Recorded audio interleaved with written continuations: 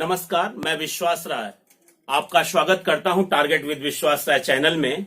और आज हम हिंदी के शब्द भेद को पढ़ने वाले हैं, जो कि बहुत ही महत्वपूर्ण टॉपिक है। बच्चों याद रखिएगा, इस शब्द भेद के बाद ही आप आगे बढ़ पाएंगे, जहां आप अपने संधि, समास, रस, छंद, अलंकार आदि व्याकरण शास्त्र को आप पढ़ सकते हैं।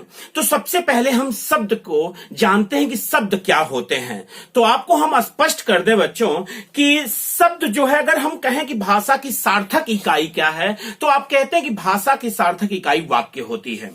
अब इस शब्द में अगर हम देखें तो वाक्य की जो इससे छोटी इकाई होती है, हम उसे उपवाक्य कहते हैं, और उपवाक्य की जो छोटी इकाई होती है उसे हम पदबंध कहते हैं, और पदबंध की जो छोटी इकाई होती है उसे हम पद या शब्द कहते हैं। उसकी छोटी इकाई को हम अक्षर कहते हैं, और अक्षर की जो छोटी इकाई होती है उसे हम वर्ण या ध्वनि कहते हैं।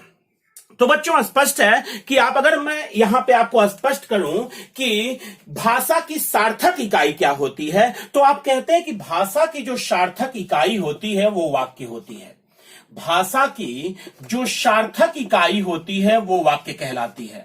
भाषा की सार्थक इकाई वाक्य कहलाती है। और जो वाक्य की छोटी इकाई होती है, वाक्य की जो छोटी इकाई होती है उसे हम उपवाक्य कहते हैं, उसे हम उपवाक्य कहते हैं। और उपवाक्य की जो छोटी इकाई होती है उसे हम पदबंध कहते हैं, पदबंध कहते हैं, उसे हम पदबंध कहते हैं। और पदबंध की जो छोटी इकाई होती है उसी को हम पद या शब्द कहते हैं। हम अभी स्पष्ट करेंगे कि कब कोई भी शब्द पद कैसे बन जाता है, और जो शब्द या पद की छोटी इकाई होती है उसी को बच्चों हम अक्षर कहते हैं, और अक्षर की जो छोटी इकाई होती है उसी को हम ध्वनि या वर्ण कहते हैं, ध्वनि या वर्ण कहते हैं, वर्ण कहते हैं। यानी अगर हम इन्हें एक संयोजन में लेके आए तो वह भाषा की सार्थक इकाई वाक्य कहलाती है, वाक्य की छोटी इकाई उपवाक्य, उपवाक्य की छोटी इकाई पदबंध कहलाती है, पदबंध की छोटी इकाई पद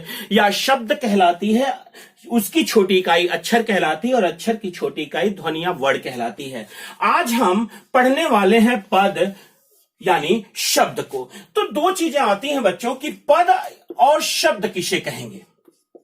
याद रखना, यदि जैसे मैं ऐसे लिख दूं कि राम, तो राम एक शब्द है। वर्णों का जो समूह होता है उसे हम शब्द कहते हैं। तो ये राम जो है वो शब्द है, लेकिन यही राम पद भी है। अगर मैं कहूं कि राम पढ़ता है, राम पढ़ता है, तो राम पढ़ता है अगर हम कह देते हैं बच्चों, तो ये अगर स्वतंत्र रूप से है तो स्वतंत्र रूप को हम शब्द कहते हैं। लेकिन इसी का जब वाक्य में प्रयोग हो जाता है तो वही राम पद हो जाता है। यानी आप देख रहे हैं, इसीलिए हमने इसे एक जगह रखा हुआ है, पद या शब्द को। यानी अगर कोई, जैसे आपने कोई भी शब्द ले लिया, अगर आपने ले लिया शेर, तो शेर जो है वो शब्द है, लेकिन वही शेर दहाड़ता है। अगर आप कहते हैं दहाड़ता है, जब आप कहते हैं तो कह देते हैं कि यहां पर जो शेर है वो पद है, शब्द नहीं है, पद है। तो शब्द और पद में केवल इतना ही अंतर है कि शब्द जो होता है वर्णों का समूह, ऐसा समूह जो स्वतंत्र इकाई होती है उन्हें हम शब्द कहते हैं, और यही शब्द जब वाक्य में प्रयोग हो जाते हैं तो उन्हें पद कहते हैं। हमें लगता है कि यह बात आपको अच्छी तरह से समझ में आ गई होगी कि हम शब्द या पद कैसे कहेंगे। और रही बात अक्षर और ध्वनि को समझने की, जिसको हम लगभग अगर कहें तो सिनोनिम्स मान लेते हैं, पर्यायवाची के रूप में उठा ले जाते हैं। किसी से अक्षर कहिए तो समझ जाता है ध्वनि कहो चाहे वर्ण कहो चाहे अक्षर कहो, बात एक कहिए, नहीं, गलत है। क्योंकि अगर इसी राम को आपको निकालना है कि राम में कितने अक्षर हैं, तो आप कहते हैं कि राम में 2 अक्षर हैं। राम में 2 अक्षर हैं, क्योंकि एक रा और एक म। ये राम में 2 अक्षर हैं। लेकिन यही यदि हम कहें कि ध्वनि कितनी है, तो आप कहते हैं कि र उसमें से आ बाहर निकल जाता है और म उसमें से अ बाहर निकल जाता है। आप देख रहे हैं कि 1, 2, 3 और 4, यानी आप कहते हैं इसी राम में जो ध्वनि या वर्ड हैं वो 4 हैं। ध्वनि या वर्ण जो हैं वो 4 हैं। यानी आपने कहा कि राम में 2 अक्षर हैं और 4 वर्ण हैं, यानी अक्षर और वर्ण में ये अंतर होता है। और पद और शब्द में आपने अंतर देख लिया कि यदि वर्णों का समूह ऐसा हो जो स्वतंत्र रूप से हो तो आप कहते हैं कि ये शब्द कहलाता है, और वही शब्द जब वाक्य में प्रयोग हो जाता है तो हम उसको पद कहते हैं। तो आज जो बच्चों हम पढ़ने वाले हैं वो हम शब्द पढ़ने वाले हैं कि शब्द का भेद कितना होता है। तो आइए हम इस पे चर्चा करें आपके साथ। और याद रखिएगा क्वेश्चन पूछता है, और इस क्वेश्चन को पूछने में आप तभी क्वेश्चन को कर सकते हैं जब इन चीजों को बहुत अंतर्मन से आपने समझ लिया है। आते हैं टॉपिक पे। अगर हम शब्द को देखें बच्चों, ध्यान दीजिएगा, बहुत आराम से, बहुत आसान है शब्द। तो शब्द अगर सीधा हम लें, सामान्य अर्थों में लें, तो शब्द को कह सकते हैं कि आप सामान्य अर्थों में 2 ही भाग में बांट दें तो ठीक होगा। एक होता है सार्थक और एक होता है निरर्थक। एक सार्थक और एक निरर्थक। सार्थक और निरर्थक ये शब्द होते हैं। निरर्थक ऐसा होता है कि कभी कभी वो अलग से भी आते, जैसे झपाझप, टपाटप, तो ये जो शब्द होते हैं वो निरर्थक कहलाते हैं। और कभी कभी सार्थक के साथ बच्चों को जुड़ जाता है। नाम से स्पष्ट है, जिसका अर्थ निकले वो सार्थक और जिसका अर्थ ना निकले वो निरर्थक। जैसे किसी ने कहा लोटा वोटा, तो जब आप कहते हैं कि लोटा वोटा लेते आना, तो पानी होनी चाहिए मुझे, पानी होनी, तो यहां पे लोटा और पानी तो सार्थक हैं, लेकिन यहीं पे ओटा और ओनी ये निरर्थक हैं, क्योंकि हम देख रहे हैं कि इनका कोई भी अर्थ नहीं निकल रहा है। किसी ने कहा कि झपाझप, तो झपाझप ये कोई शब्द नहीं हुआ, ये निरर्थक है। निरर्थक अकेले भी आता है और कभी कभी वो सार्थक के साथ जुड़कर भी आता है। इसीलिए कहते हैं कि सामान्य अर्थ में, अगर सामान्य तरीके से हम देखें तो शब्द 2 प्रकार के होते हैं, एक होता है सार्थक और एक होता है निरर्थक। तो इतनी बातें आप समझ चुके होंगे कि सार्थक और निरर्थक क्या होते हैं। जिनका अर्थ निकले वो सार्थक है और जिनका कोई अर्थ ना निकले वो निरर्थक है। अगर हम सार्थक में आए बच्चों, तो सार्थक में हमें कई प्रकार देखने के लिए मिल जाते हैं। बहुत ध्यान से देखिएगा इन चीजों को, बहुत ध्यान से देखिएगा इन चीजों को। अगर हम कहें कि रचना के आधार पर शब्द या बनावट के आधार पर शब्द कितने प्रकार के होते हैं, तो ध्यान दीजिएगा बच्चों, रचना या बनावट के आधार पर शब्द 3 प्रकार के होते हैं। रचना या बनावट के आधार पर शब्द 3 प्रकार के होते हैं। एक होता है रूढ़ शब्द, एक होता है यौगिक शब्द, रूढ़ शब्द, यौगिक शब्द, और एक होता है योग रूढ़ शब्द। आइए बच्चों पहले इनको हम क्लियर कर लेते हैं कि ये होते क्या हैं और किस तरीके से हम, और ये क्वेश्चन पूछता भी है कि निम्नलिखित शब्दों में से रूढ़ शब्द छांटिए या यौगिक शब्द छांटिए या योग रूढ़ शब्द छांटिए। तो याद रखना बच्चों, बहुत आसान तरीका है, हम आपको समझा रहे हैं कि रूढ़ शब्द वे शब्द कहलाते हैं, रूढ़ शब्द वे शब्द कहलाते हैं जो टूटने के बाद सार्थक अर्थ प्रदान नहीं करते। अगर ये टूटने के बाद सार्थक अर्थ नहीं देते, अगर हम आपसे कहें बच्चों कि चावल, अगर एक उदाहरण हम आपको दे दें केवल कि चावल क्या है, और आपसे हम पूछें कि ये दिया गया शब्द सार्थक है, सार्थक तो है ही, कन्फर्म है सार्थक है क्योंकि इसका अर्थ निकल रहा है। अब ये हम पूछे कि ये रूढ़ शब्द है, यौगिक शब्द है या योग रूढ़ शब्द है, तो आप कहेंगे चलिए इसे हम तोड़ लेते हैं। तो अगर बच्चों इसे हम तोड़ें तो चा धन वल, या हम कहें चाव धन ल, तो हम देख रहे हैं कि चा धन वल का भी कोई अर्थ नहीं है, चाव धन ल का भी कोई अर्थ नहीं है, अतः सार्थक अर्थ टूटने के बाद नहीं दे रहा है, अतः ये शब्द जो होगा वो रूढ़ शब्द कहलाएगा, जैसे आपसे हम कह दें कि दिन, मुंह,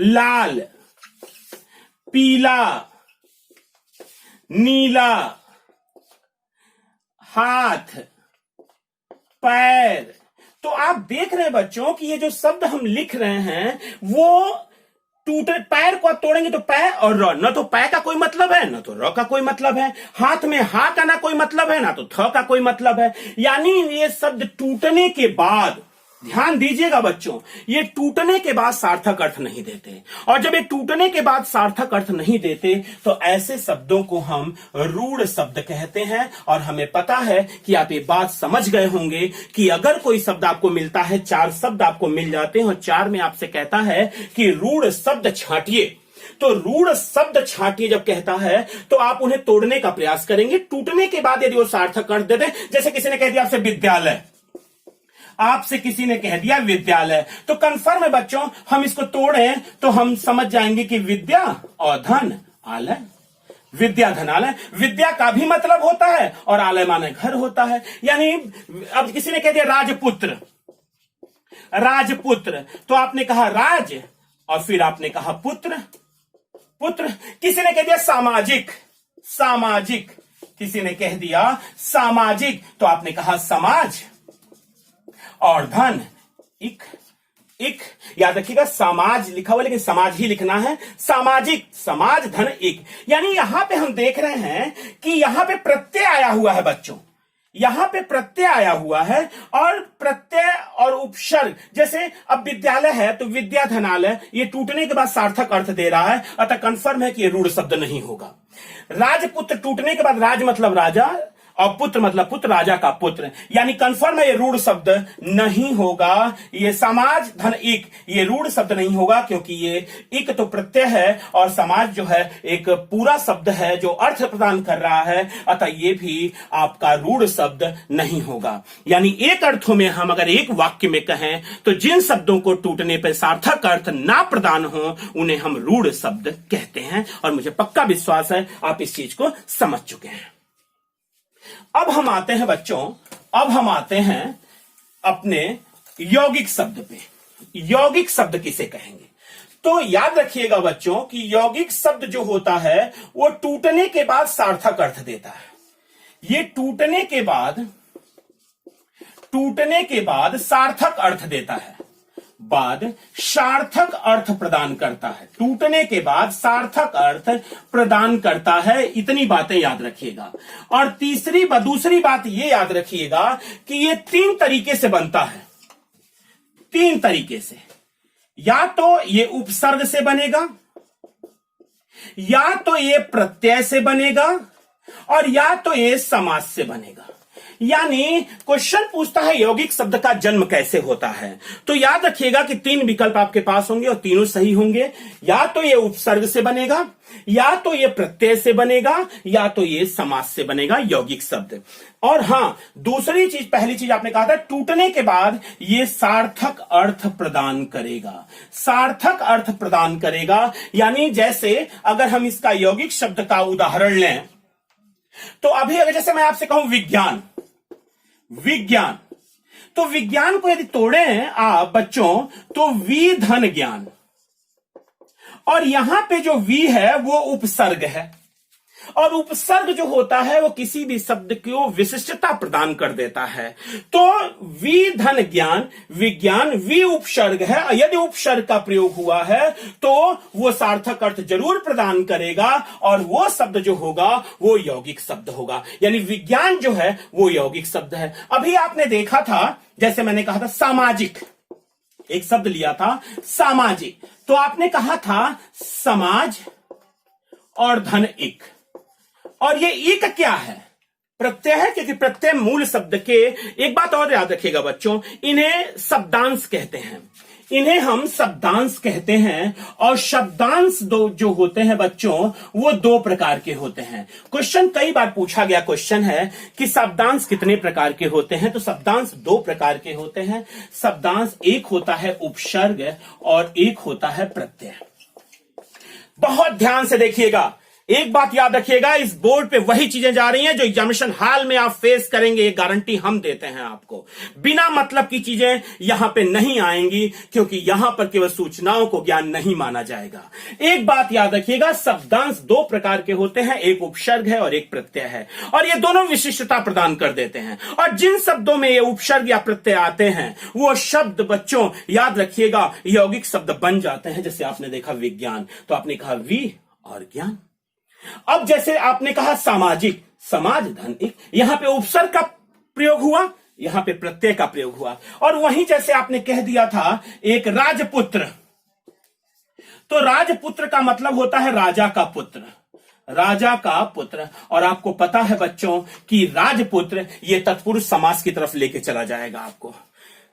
कर्ता ने कर्म को, यानी यहां पे कारक का चिन्ह है और कारक की विभक्ति यानी विभक्ति का लोप हुआ है, अतः यह तत्पुरुष समास की तरफ जाएगा। और आप कहेंगे कि राजा का पुत्र, यानी यहां पर किसका प्रयोग हो गया, समास का प्रयोग हो गया। यानी जिनमें उपसर्ग का प्रयोग और प्रत्यय का प्रयोग या समास का प्रयोग हो, वो शब्द आपके यौगिक शब्द कहलाते हैं। और सबसे अच्छी बात यह होती है कि ये टूटने के बाद सार्थक अर्थ प्रदान कर देते हैं, सार्थक अर्थ प्रदान कर देते हैं। जैसे आपका कुछ अब आपके लिए आ गया विद्यालय, जैसे आपने कहा था विद्यालय, तो विद्यालय को भी जब आपने तोड़ा था बच्चों, तो आपने कहा था विद्याधन आलय, विद्याधन आलय। और विद्याधन आलय का मतलब है विद्या का आलय, विद्या का आलय। और विद्या का आलय ये भी तो समास है, ये भी तो आपका समास है तत्पुरुष।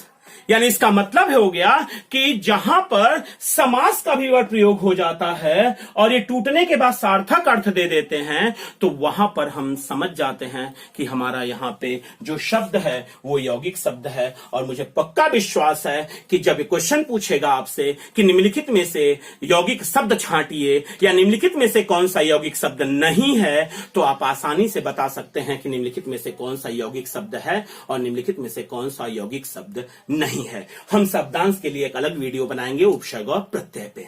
आते हैं टॉपिक पे बच्चों, आते हैं टॉपिक पे। अब हमारा जो मूल है वो है योग रूढ़ शब्द। यौगिक जो यौगिक शब्द है, परिभाषा इसकी इससे मेल खा जाती है बच्चों।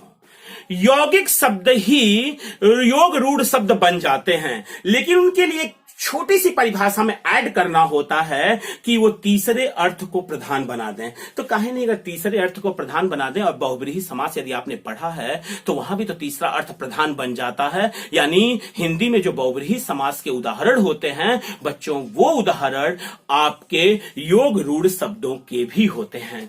यानी योग रूढ़ शब्द की परिभाषा आप दे सकते हैं, टूटने के बाद सार्थक अर्थ दे, टूटने के बाद सार्थक, टूटने के बाद सार्थक अर्थ प्रदान करे, तथा तीसरे अर्थ को प्राथमिकता दे, प्राथमिकता दे, तीसरे अर्थ को प्राथमिकता दे। यानी ये चीज तो, ये पहली लाइन तो हमने यौगिक शब्द में भी कही थी। अब जैसे किसी ने, आपने कहा था विद्यालय, हमने कह दिया चलो कोई बात नहीं है, ये यौगिक शब्द है विद्यालय, पनघट, पन घट। लेकिन अगर आपने किसी कहते लंबोदर, तो लंबोदर अगर लिखें बच्चों, या ध्यान दीजिएगा यहां से योग रूढ़ शब्द से, कि यदि हम लंबोदर लिखें तो हमने कहा था कि चूंकि ये सार्थक अर्थ प्रदान करता है तो कंफर्म है, या तो उसमें उपसर्ग लगा होगा, या तो उसमें प्रत्यय लगा होगा, या तो कोई समास होगा। और तीसरा अर्थ अगर प्रदान कर रहा है तो समास तो होगा ही, और तीसरा अर्थ की प्राथमिकता केवल एक ही समास में मिलती है। बच्चों एक बात बहुत ध्यान से देखना, तीसरे अर्थ को प्राथमिकता केवल एक ही समास में मिलती है, और वो समास होता है बहुब्रीहि समास।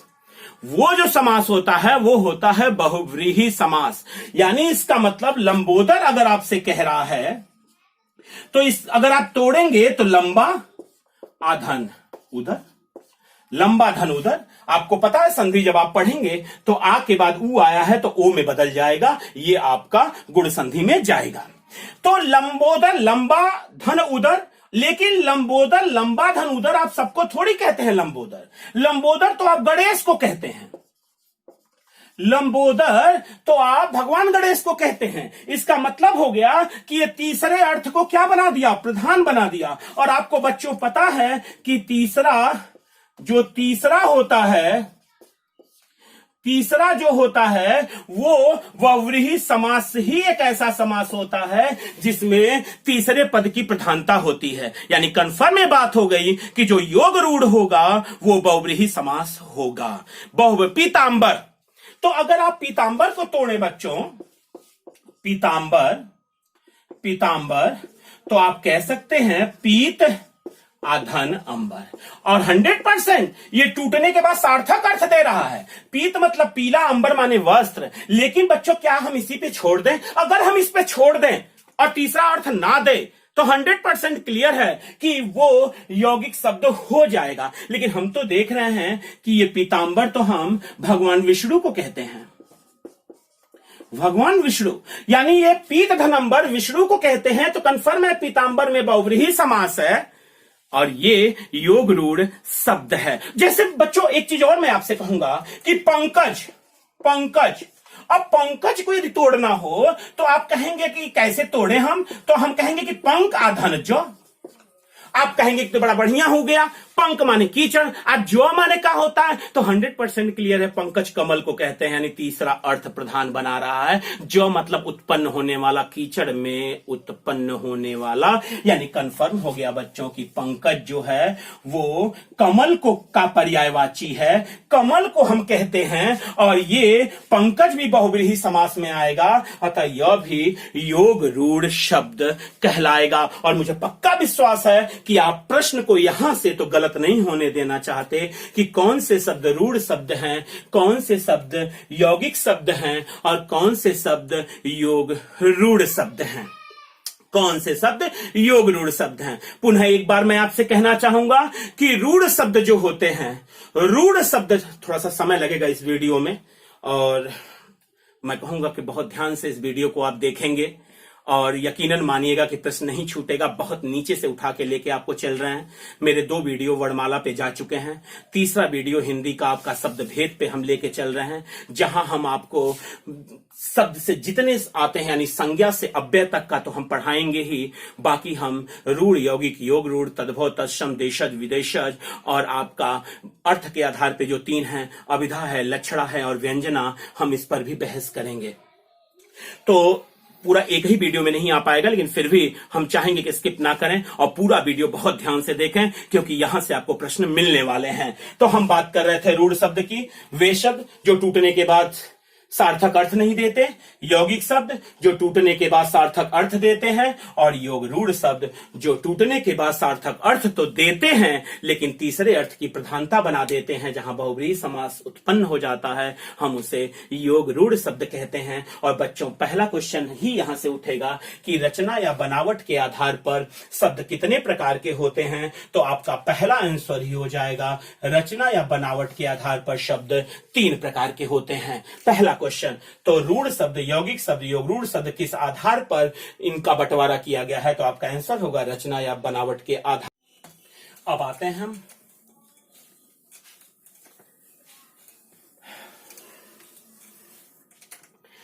अब यहां पे ध्यान दीजिएगा, अगर आपसे क्वेश्चन पूछता है उत्पत्ति के आधार पर शब्द कितने प्रकार के होते हैं, उत्पत्ति के आधार पर शब्द कितने प्रकार के होते हैं, तो ये तो उत्पत्ति के आधार पर यदि पूछता है, उत्पत्ति के आधार पर, यदि उत्पत्ति के आधार पर पूछता है तो बच्चों उत्पत्ति के आधार पर जो शब्द हैं वो 4 प्रकार के हैं। तद्भव, तत्सम, देशज और विदेशज। तद्भव, तत्सम, देशज और विदेशज उत्पत्ति के आधार पर शब्द 4 प्रकार के होते हैं। तो बच्चों इसका एक अलग वीडियो भी हम बनाएंगे। तद्भव वे शब्द कहलाते हैं, ध्यान दीजिएगा, तद्भव वे शब्द कहलाते हैं जो संस्कृत से निकल कर तो आए हैं हिंदी में, लेकिन वो विकार के साथ आए हैं बच्चों, विकार के साथ आए हैं। यानी आप कह सकते हैं कि ये विकार जो होता है, यानी विकार, यानी आप ये भी कह सकते हैं कि एक अविकारी शब्द भी होता है और एक विकारी शब्द भी होता है। तो आप देख रहे हैं कि अगर जो संस्कृत से निकलकर हिंदी में आए हैं लेकिन विकार के साथ आए हैं, विकार के साथ आए हैं, विकार मतलब चेंज, विकार मतलब होता है बच्चों चेंज, यानी परिवर्तन के साथ आए हैं, उन्हें हम तद्भव कहते हैं। और जो संस्कृत से ज्यों के त्यों लिए गए हैं, ज्यों के त्यों लिए गए हैं, तो वो तत्सम शब्द कहलाते हैं। जिनके बारे में नहीं पता कि वो कहां से आए हैं, जिनके बारे में नहीं पता कि वे कहां से आए हैं, जिनके बारे में नहीं पता कि वे कहां से आए हैं, वे कहां से आए हैं, वे कहां से आए हैं, वे देशज कहलाते हैं। और जो विदेशी शब्द हैं, विदेशी शब्द हैं, उन्हें हम विदेशज शब्द कहते हैं। और बच्चों इस पूरे टॉपिक पर एक अलग चर्चा इसी के अगले वीडियो में आपको मिलेगी, जो उत्पत्ति के आधार पे हम आपको एक ग्राफ देंगे कि हम तद्भव और तत्सम कितनी आसानी से हम छांट सकते हैं। केवल हम देखेंगे और देख के बता देंगे कि तुम तद्भव हो कि तुम तत्सम हो। कुछ उदाहरण जैसे अगर हम ले बच्चों, अगर चंद्र बिंदु आ गई और कोई बिंदु आ गई, तो कंफर्म रहना बच्चों कि यह बिंदु संस्कृत में इस्तेमाल की जाती है अनुस्वार के रूप में, चंद्र बिंदु हिंदी में की जाती है और यह संस्कृत में की जाती है। तो कंफर्म हो गया कि जिसके ऊपर लगेगा, जिसके ऊपर लगेगा वो तत्सम हो जाएगा और ये जिसके ऊपर लगेगा वो तद्भव हो जाएगा। कहीं पर भी अगर आपको ये री शब्द मिल गया, कहीं पर भी किसी भी शब्द में, आप खट से कहेंगे तुम ना भगो, अब तुम तो तत्सम हो, तुम तत्सम हो, चाहे कुछ भी हो जाए तुम तत्सम ही रहोगे। तो हम आपको स्पष्ट करेंगे कि किस तरीके से आप तद्भव तत्सम छांटेंगे और बड़ी आसानी से छांटेंगे। और विदेशज शब्द में जो विदेशी शब्द आप देख रहे हैं बच्चों, इनके लिए ग्राफ दिया जाएगा जिसमें तुर्की शब्द, अरबी शब्द, फारसी शब्द और इन सब चीजों में। और एक चीज याद रखिएगा, हिंदी में सबसे अधिक जो प्रयुक्त हुए हैं, अगर आपसे क्वेश्चन इस तरह से पूछा गया क्वेश्चन है कि हिंदी में प्रयुक्त सर्वाधिक विदेशी शब्द किसके हैं, सर्वाधिक विदेशी शब्द, सर्वाधिक विदेशी शब्द, तो आप तुरंत कह देते हैं कि फारसी के हैं। आंसर हो जाता है फारसी के हैं। उसका मूल कारण भी है बच्चों कि मुगलों की जो राजभाषा थी वो फारसी थी। और आपको पता ही होगा कि मुगल का संस्थापक जो बाबर है, उसने अपनी जो आत्मकथा बाबरनामा तुर्की भाषा में लिखी थी और उसे अब्दुल रहीम खान खाना ने उसे फारसी में अनुवादित किया था। यानी मुगलों की जो राजभाषा है वो राजभाषा फारसी है। अतः सब चूंकि बहुत लंबा समय तक इनका एक शासन रहा, इसी वजह से हिंदी में सर्वाधिक अधिक प्रभाव किसी विदेशी शब्द का पड़ा है तो वो फारसी का पड़ा है। इसे हम स्पष्ट करेंगे। यानी ये क्वेश्चन सीधा आप यहां पे बस जान लें कि उत्पत्ति के आधार पर शब्द की कितने प्रकार के होते हैं, तो आपका आंसर होगा उत्पत्ति के आधार पर शब्द जो होते हैं वो 4 प्रकार के होते हैं। उत्पत्ति के आधार पर शब्द 4 प्रकार के होते हैं। अब आते हैं बच्चों, अब आते हैं अगले टॉपिक पे, और वो टॉपिक है, ध्यान दीजिएगा, वो टॉपिक आपका आ रहा है कि अर्थ के आधार पर, देखिए बाहर कौन है, अर्थ यहां पे, अर्थ के आधार पे, अगर हम अर्थ के आधार पर देखें तो अर्थ के आधार पर जो शब्द हैं वो 3 प्रकार के हैं। अर्थ के आधार पर, मुख्य रूप से अर्थ के आधार पर शब्द जो आते हैं बच्चों वो 3 ही प्रकार के आते हैं। यानी अर्थ के आधार पर, ये सार्थक है, अर्थ के आधार पर 3 प्रकार के, बहुत ही महत्वपूर्ण है। अर्थ के आधार पर 3 प्रकार के, ध्यान दीजिएगा बच्चों, अर्थ के आधार पर 3 प्रकार के शब्द हैं, 3 प्रकार के शब्द हैं। पहला है अभिधा। अभिधा, अभिधा याद रखिएगा बच्चों, पहला शब्द है अभिधा। ये जो अभिधा है वाच्यार्थ पर आधारित है, ये वाच्यार्थ पर आधारित है। वाच्यार्थ पर आधारित है, वाच्यार्थ पर आधारित है। दूसरा है लक्षण, दूसरा है लक्षण, ये लक्ष्यार्थ पर आधारित है, लक्ष्यार्थ पर आधारित है। क्वेश्चन यहां से पूछता है बच्चों, निम्नलिखित में से कौन सा अभिधा कहां पे प्रयोग किया गया, लक्षणा कहां से प्रयोग किया गया। और तीसरा है व्यंजना, तीसरा है व्यंजना जो व्यंग्यार्थ पर प्रभावित, व्यंग्यार्थ पर आधारित है, व्यंग्यार्थ पर आधारित है, व्यंग्यार्थ पर आधारित है। यानी अर्थ के आधार पर यदि बच्चों आपसे पूछता है कि अर्थ के आधार पर कितने प्रकार के आपने अर्थ के आधार पर शब्द देखे हैं, तो आप कहेंगे अभिधा है, लक्षणा है और व्यंजना है। अभिधा, लक्षणा और व्यंजना। अभिधा जो होती है वाच्यार्थ पर आधारित होती है, ये मुख्य रूप से होती है। लक्षणा लक्ष्यार्थ पर आधारित होती है। और तीसरा है व्यंजना जो व्यंग्यार्थ पर आधारित होती है, जो व्यंग्यार्थ पर आधारित होती है। तो आज हम पढ़ेंगे अर्थ के आधार पर शब्द के भेद। तो अर्थ के आधार पर शब्द के 3 ही भेद हो गए। आपने कहा अब हम एक बात याद रखिएगा, अब हम अभिधा पढ़ेंगे, लक्षणा पढ़ेंगे और व्यंजना पढ़ेंगे। तो आते हैं बच्चों हम अभिधा पे। अभिधा, ये अभिधा क्या है? अब अभिधा जो होती है, एक बात याद रखिएगा बच्चों, अभिधा, अभिधा जो शब्द होता है वो अभिधा मुख्यार्थ होता है, मुख्यार्थ होता है, मुख्यार्थ होता है। यानी जो कहना चाहता है वही कह रहा है।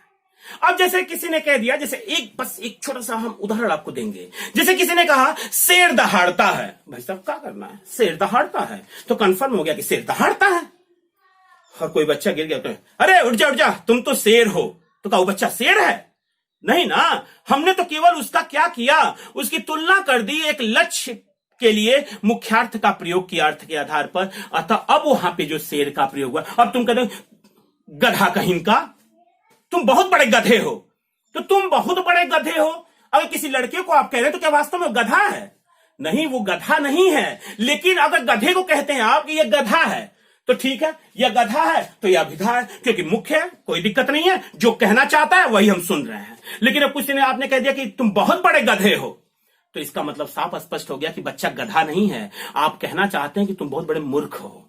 तो इसका मतलब है कि हम गधे से एक इसेंस ले रहे हैं, अतः वो लक्षणा में चला जाएगा। यानी वो जो वाक्य होगा, क्वेश्चन आपसे पूछेगा कि निम्नलिखित में से लक्षणा छांटिए, तो लक्षणा हमें किस वाक्य में लक्षणा का प्रयोग हुआ है हमें छांटना पड़ेगा। जैसे किसी ने आपसे कह दिया, मान लीजिए अब एक शब्द आपसे किसी ने कह दिया कि अब जैसे मान लीजिए एक चोर अपने दूसरे चोर से कहता है रात बड़ी अंधेरी है, तो क्या वो बताना चाहता है कि रात अंधेरी है, उसको दिखाई नहीं दे रहा? अरे वो ये कहना चाहता है कि चोरी करने का बहुत परफेक्ट टाइम है।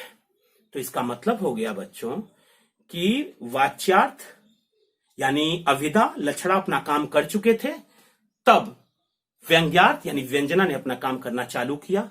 अगर कोई कहे 8 बज गए हैं, अच्छा चलो मान लेते हैं बच्चों, ध्यान देना, अगर एक शब्द आता है 8 बज गए हैं, 8 बज गए हैं, 8 बज गए हैं, अब किसी ने जोर से बोला घर में 8 बज गए हैं, तो जो बच्चा होगा अब उसको चिंता सता रही, कभी स्कूल जाना है, मान लीजिए किसी को ऑफिस जाना है, मान लीजिए जो महिला है हाउसवाइफ है उसको नाश्ता तैयार करना है। यानी सब लोग अपने अपने ढंग से सोच रहे हैं उस रात 8 बज गए हैं। यानी इसका मतलब है कि अलग अलग अर्थ प्रदान कर रहा है, सबको अलग अलग, यानी व्यंजना व्यंग्यार्थ में जा रहा है। यानी इसका मतलब हुआ कि ये व्यंजना है। ये क्या है? व्यंजना है, ये व्यंजना है। अगर केवल लक्ष्य को लेता, अपना इसेंस देता, तो फिर लक्षणा होता और मुख्यार्थ में प्रवेश कर जाता, केवल मुख्य। जैसे किसी ने कहा, ध्यान दीजिएगा कि मोहन पुस्तक पढ़ रहा है। चलिए हम बात करते हैं केवल अपने अभिधा की। अब आपसे किसी ने कहा मोहन पुस्तक पढ़ रहा है, मोहन पुस्तक पढ़ रहा है। अगर बच्चों आपसे किसी ने कहा कि मोहन पुस्तक पढ़ रहा है, तो इसमें सोचना क्या है? अच्छा, कुछ आपको कोई और तर्क महसूस हो रहा है? नहीं ना, आपको तो केवल इतना ही महसूस हो रहा है कि मोहन पुस्तक पढ़ रहा, तो ठीक है, मोहन पुस्तक पढ़ रहा, हम तो ठीक है पढ़ रहा, यानी इसका मतलब हो गया बच्चों ये मुख्यार्थ ही है, यानी इस वाक्य में अभिधा का प्रयोग किया गया है, इसमें कहीं कोई लक्षण नहीं दिखाई दे रहे हैं, लक्ष्यार्थ नहीं है, तो मोहन पुस्तक पढ़ रहा है। अब जैसे आपसे कोई एक वाक्य में कहना चाहे कि निज गौरव का नित्य ज्ञान रहे, जैसे यहां देखिएगा, निज गौरव का नित ज्ञान रहे, निज गौरव का नित ज्ञान रहे, हम भी कुछ हैं यह ध्यान रहे, हम भी कुछ हैं यह ध्यान रहे, हम भी कुछ हैं यह ध्यान रहे, सब जाय अभी अभी पर मान रहे, सब जाय अभी पर मान रहे, सब जाय अभी पर मान रहे, मरणोत्तर गुंजित गान रहे, मरणोत्तर गुंजित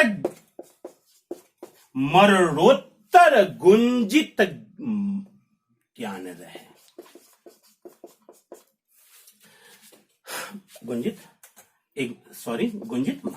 मरणोत्तर गुंजित मान रहे। तो अब अगर हम कहें इसको पढ़ने के लिए इस काव्य को, तो बच्चों देखिए, निज गौरव का नित्य ज्ञान रहे, हम भी कुछ हैं यह ध्यान रहे, सब जाय अभी पर मान रहे, मरणोज्जत गुंजित मान रहे। तो हम कहना चाहते हैं बच्चों कि इसमें तो सीधा साफ साफ लिखा हुआ है, उसका अर्थ पढ़ लीजिए। जो कहना चाहता है उसने छिपाया नहीं है, और ना ही किसी पे भरोसा किया है, ना किसी के ऊपर आरोपित किया है, व्यापार भी नहीं किया है। अगर लक्षणा मुख्यार्थ का व्यापार होती है, एक बात याद रखिएगा, ये मुख्यार्थ का व्यापार होती है, लेकिन यहां हम देख रहे हैं तो स्वयं मुख्यार्थ है। निज गौरव का नित ज्ञान रहे, हम भी कुछ हैं यह ध्यान रहे, सब जाय अभी पर मान रहे, मरणोत्तर गुंजित मान रहे, यानी इसका मतलब है कि अभिधा है। इसका मतलब क्या है? यह अभिधा है, क्योंकि यह मुख्यार्थ है जो वाच्यार्थ पर आधारित है। अतः इसीलिए याद रखिएगा बच्चों कि आचार्य देव एक महाकवि हैं, उन्होंने 2 लाइनें लिखी हैं अभिधा, लक्षणा और व्यंजना पर कि अभिधा उत्तम काव्य है, मध्य लक्षणा लीन, अधम व्यंजना रस कुटिल, उलटी कहत कवीन। यानी फिर से मैं एक बार कहना चाहूंगा कि अभिधा उत्तम काव्य है, अभिधा उत्तम काव्य है, यानी जो अभिधा है वो उत्तम काव्य है, उसमें कुछ अलग से नहीं है। आप भावार्थ ना निकालिए, वो जो है सो है। कहते हैं कि अभिधा उत्तम काव्य है, मध्य लक्षणा लीन, अधम व्यंजना रस कुटिल। कुटिल है, यानी वो अब जैसे किसी ने कहते वृष भानुजा, तो भाई साहब अगर किसी ने ऐसे लिख दिया आपसे कि वृष भानुजा, देखना बच्चों, देखना, वृष इसीलिए वो कहते हैं अधम व्यंजना रस कुटिल, उल्टी कहत कबीन, उल्टा बोलता है। तो जैसे किसी ने कहा वृष भानुजा, तो इसको तोड़ेंगे अगर बच्चों, तो कितने भाग में तोड़ सकते हैं? देखिएगा, बहुत ध्यान से देखिएगा। वृष धन भानु और धन जा, एक दूसरे पे आइएगा, वृषभ धन अनुजा, वृषभ धन अनुजा। तीसरे पे आइएगा, वृष धन भानुजा, वृष धन भानुजा। ये 3 है, वृष धन भानु धन जा। अब ये वृष भानुजा को हर व्यक्ति अपने अलग अलग तरीके से ले रहा है। आपसे पूछ दिया कि वृष भानुजा अभिधा है, लक्षणा है कि व्यंजना है, भैया हम कहेंगे कि ये तो जो सुन रहा है। अब किसी ने सुन दिया हलधर, भाई साहब निकाल लीजिए। कोई कहता हल को धरने वाला तो बलराम उनका भाई, अगर किसी ने कह दिया हलधर यानी शेषनाग, अब कोई कह हल को धारण करने वाला, यानी 3 है और तीनों। किसान को भी हलधर कह दिया। इसका मतलब है कि हमें पता ही नहीं चल पा रहा है को किस टर्म में ले रहा है, यानी ये व्यंजना है। ये क्या है? व्यंजना है। और ये भी क्या है? व्यंजना है, क्योंकि जब वृषभ धन भानु धन जा कहते हैं तो वृष राशि के सूर्य की पुत्री का अर्थ लेती है। वृष राशि के सूर्य की पुत्री, सूर्य की पुत्री वृष राशि के सूर्य की पुत्री को इंगित करती है। लेकिन वहीं जब वृषभ धन अनुजा कहते हैं तो बैल की बहन गाय को बताती है। बैल की बहन गाय, बैल की बहन गाय को इंगित करती है। और वहीं पर अगर आप वृषभ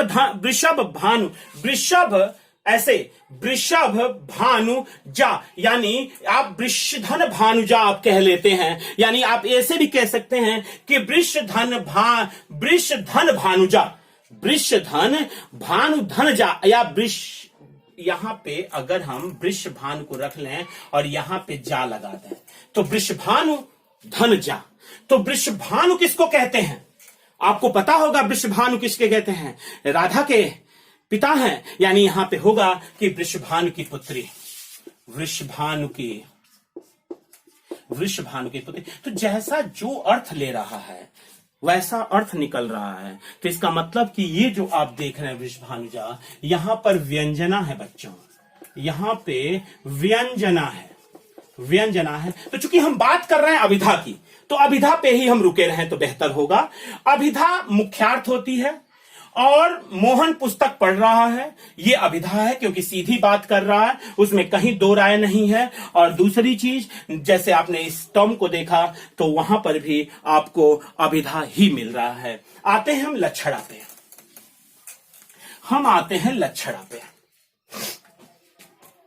लक्षणा। अभी आपने कहा था बच्चों कि लक्षणा जो होता है, अगर एक शब्दों में हम कहें तो लक्ष्यार्थ को प्रदर्शित करता है। और यहां लक्षणा के लिए एक बात याद रखिएगा, मीमांसा की जरूरत पड़ती है। लक्षणा के एक बात देखिए, अभिधा के लिए व्याकरण शास्त्र की जरूरत पड़ती है और लक्षणा के लिए हमें मीमांसा की जरूरत पड़ती है। और एक बात और स्पष्ट रखिएगा कि लक्षणा मुख्यार्थ का व्यापार है। लक्षणा जो है वह लक्षणा मुख्यार्थ का व्यापार है, यानी लक्षणा मुख्यार्थ का व्यापार है, यानी अभिधा, एक बात याद रखिए, अभिधा के संतुष्ट होने के बाद ही लक्षणा की बारी आती है। और अभिधा आपने देखा था कि ये मुख्यार्थ है, अभिधा को आपने देखा था कि ये मुख्यार्थ है। जैसे हम आपसे कहें, जैसे आपसे हमने कहा कि आपने कहा लड़का शेर है, तो जब आप कहते हैं कि लड़का शेर है तो क्या वास्तव में शेर है? नहीं, आप यहां ये कहना चाहते हैं, आपके कहने का अर्थ है कि लड़का निडर है। लड़का क्या है? निडर है। लड़का निडर है, यानी यहां पे शेर नहीं है, शेर का एक अर्थ है जो कि मुख्यार्थ का व्यापार हो रहा है। हम यहां कहना चाहते हैं लड़का निडर है। अब हम कहें कि तुम बहुत बड़े गधे हो,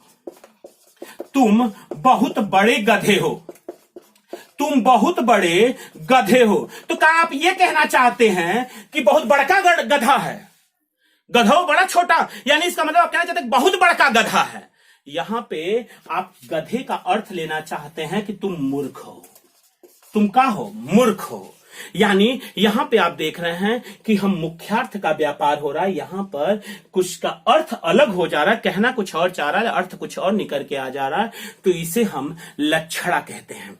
इसे हम लक्षणा, जैसे तुलसीदास ने, एक बात याद रखिएगा बच्चों, जैसे तुलसीदास ने एक रामचरितमानस में एक लाइन लिखी हुई है कि आग बड़वाग्नि ते बड़ी है आग पेट की।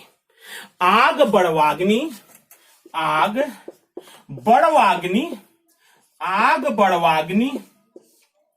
ते बड़ी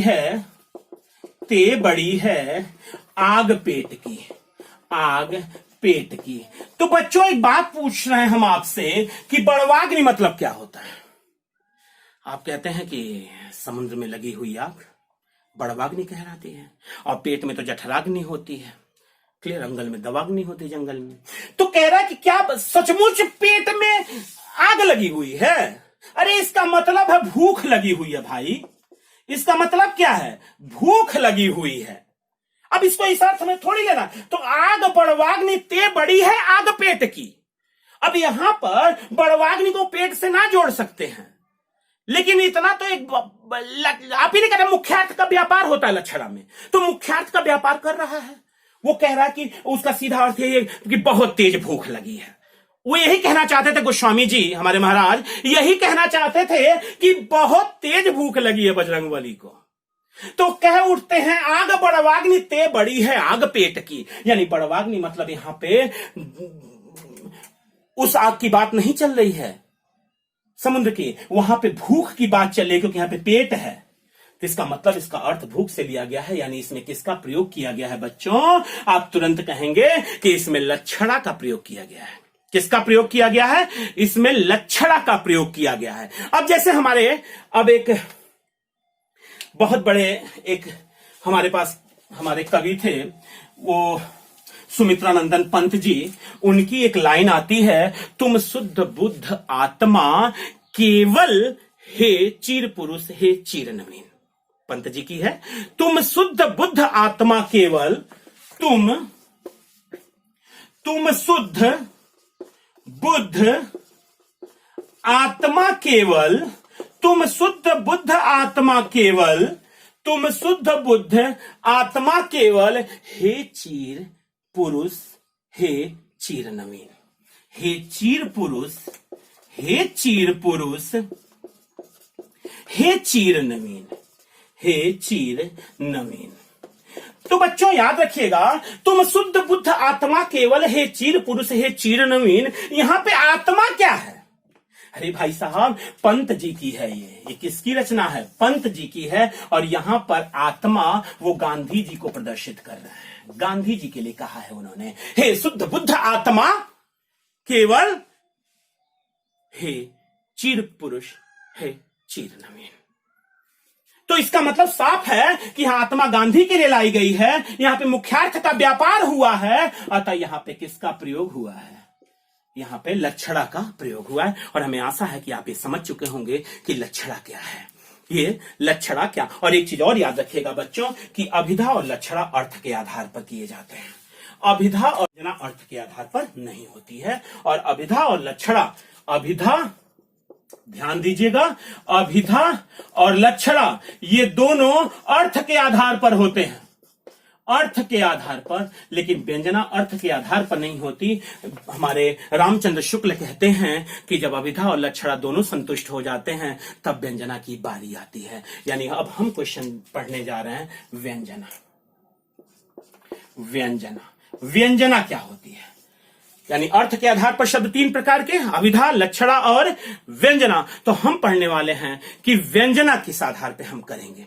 तो व्यंजना के लिए आपसे हमने कहा कि शब्द और अर्थ दोनों होने चाहिए, यानी इस दोनों में अर्थ के आधार पे, और व्यंजना में शब्द और अर्थ दोनों के आधार पे, शब्द और अर्थ दोनों के आधार पर, दोनों के आधार पर, शब्द और अर्थ दोनों के आधार पे करना चाहिए। और आपको मैंने उदाहरण बताया है व्यंजना का, ये व्यंजना के ही उदाहरण हैं, जिसमें वृष भानुजा को हमने तोड़ा, वृष धन भानु धनजा, इसका मतलब है वृष राज के सूर्य की पुत्री। वृषभ धन अनुजा कहेंगे तो बैल की बहन, गाय अनुजा का मतलब बहन होता है। और वृष भानु धनजा कहेंगे, वृष भानु धनजा, वृष भानु, वृष भानु धनजा, यानी जा का मतलब पुत्री होता है, अनुजा का मतलब बहन होता है, जा का मतलब पुत्री होता है। तो वृष भानु धनजा, यानी वृष का मतलब वृष राशि, भानु का मतलब सूर्य, और जा का मतलब पुत्री।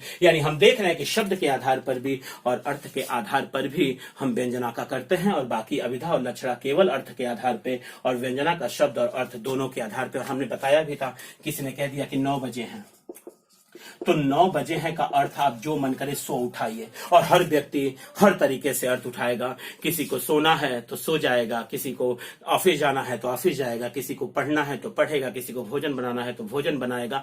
यानी सबके अलग अलग अर्थ यहाँ पर निकलकर बाहर आएंगे। और यदि किसी चोर ने, मैंने आपसे कहा था, कोई कहे कि रात अंधेरी है, रात अंधेरी है, तो इसका भी दो, अब कोई कहता है रात अंधेरी है, लेकिन अगर एक चोर चोर से कह रहा है एक चोर और चोर में यदि संवाद हो रहा है कि रात अंधेरी है, तो इसका मतलब है कोई कहना चाहते हैं कि चोरी के लिए उपयुक्त समय है, चोरी के लिए उपयुक्त समय है, उपयुक्त समय है। तो यानी जो जिस अंदाज में इस शब्द को बोलेगा उस अनुसार उसका अर्थ निकलेगा। इसीलिए आपको मैंने बताया था कि कवि की, आचार्य देव की, कि अधम व्यंजना रस कुटिल उल्टी कहत कवीन, यानी ये कुटिल होती है और ये अपना अर्थ बार बार चेंज करती है। शब्द और अर्थ दोनों के आधार पर व्यंजना को हम परिभाषित करते हैं।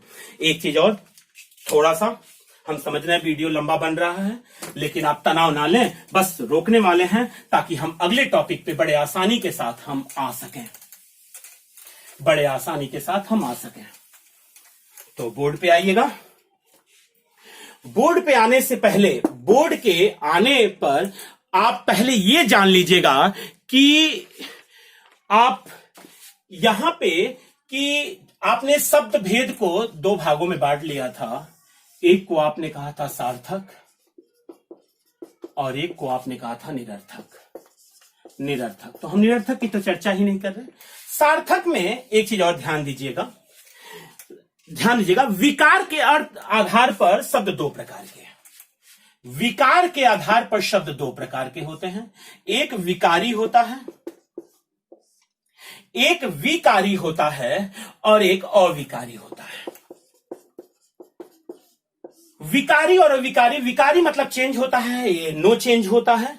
लिंग वचन और कारक के आधार पर इसका हम चेंज कर सकते हैं और अविकारी शब्द को हम लिंग वचन और कारक के आधार पर बदल नहीं सकते हैं। आपको पता है कि जो अव्यय आपका होता है वो एक तरह का अविकारी शब्द ही होता है, जो लिंग वचन और कारक के आधार पर हम इसे तोड़ नहीं सकते, यानी इसको हम बदल नहीं सकते, यानी लिंग वचन और कारक का इस पर कोई प्रभाव नहीं पड़ता। विकारी शब्द में यदि हम देखें, ध्यान दीजिएगा, तो विकारी शब्द में विकारी शब्द संज्ञा, सर्वनाम, विशेषण, विशेषण और क्रिया। संज्ञा, सर्वनाम, विशेषण और क्रिया। अविकारी शब्द में क्रिया विशेषण, क्रिया विशेषण। अविकारी शब्द में आपका क्रिया विशेषण, संबंध बोधक, समुच्चय बोधक, संबंध बोधक, संबंध बोधक, समुच्चय बोधक, संबंध बोधक, समुच्चय बोधक और विस्मयादि बोधक।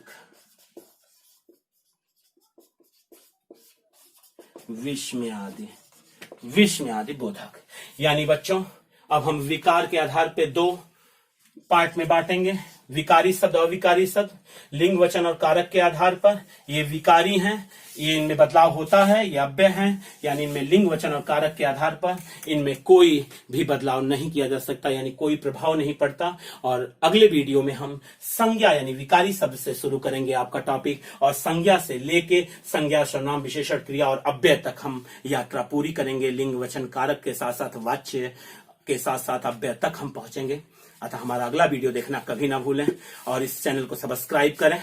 और मैं पूरी तन्मयता के साथ कह सकता हूं कि वीडियो आपको समझ में आया होगा, अच्छा लगा होगा, और अगला वीडियो बहुत ही जल्द आपके पास आएगा हिंदी का, और आप इसे नोट्स जरूर बनाते रहिएगा। तब तक के लिए धन्यवाद। जय हिंद।